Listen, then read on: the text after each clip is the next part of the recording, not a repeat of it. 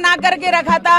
मध्य प्रदेश में और पूरे देश में इस प्रकार का भय बनाया कि कोई भी व्यक्ति अपनी भावना व्यक्त कर ही नहीं पा रहा था। जो लोग अंदर गए, जो सत्य के लिए लड़ रहे थे, उनके लिए भी कोई कुछ नहीं कह पाया। भयभीत करने का प्रयास था और भयभीत किया उन्होंने, क्योंकि कांग्रेस का शासन था महाराष्ट्र में, देश में कांग्रेस का यूपीए का शासन था। इसलिए उन्होंने पूरी एजेंसियों का, जो सरकारी एजेंसी है, सबका दुरुपयोग किया और उनको भ्रष्ट बनाया।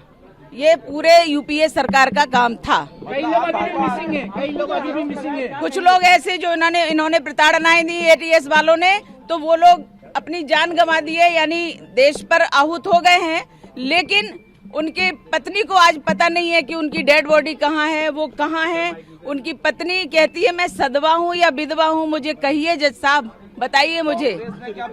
और इसलिए एक व्यक्ति नहीं, कई लोग ऐसे हैं जिनको मारा पीटा और मार डाला, लेकिन उनके आज रिकॉर्ड भी खत्म कर दिए गए। मुस्लिम वर्ग को आकर्षित करने के लिए क्या भगवा आतंकवाद जैसा शब्द गढ़ा गया? हमेशा से मुस्लिमों के लिए उन्होंने तुष्टीकरण की नीति अपनाई है। कांग्रेसियों ने अपने शासन में उन्होंने भरपूर उपयोग किया और हिंदुओं को प्रताड़ित किया। हिंदुओं को किसी भी प्रकार से जो प्रताड़ित कर सकते थे, जेल में डाल सकते थे, उनको मार सकते थे, उनके ऊपर झूठे केस लगा सकते थे, वो सब कुछ किया।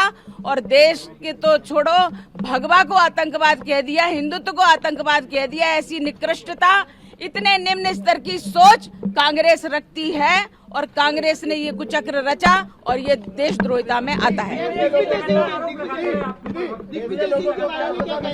जिन्होंने भगवा को आतंकवाद कहा, आपको लेकर ऐसे सवाल उठा है, इतनी यातनाएं आपने झेली, ऐसे लोगों के लिए अब क्या सजा?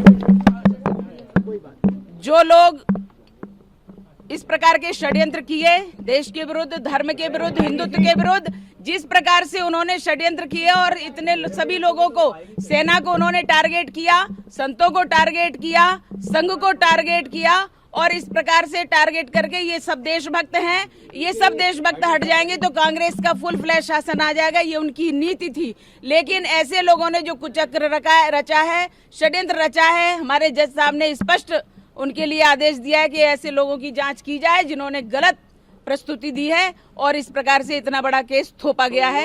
इनकी जांच हो और सजा हो, उनको निश्चित रूप से जांच होगी तो सजा होगी।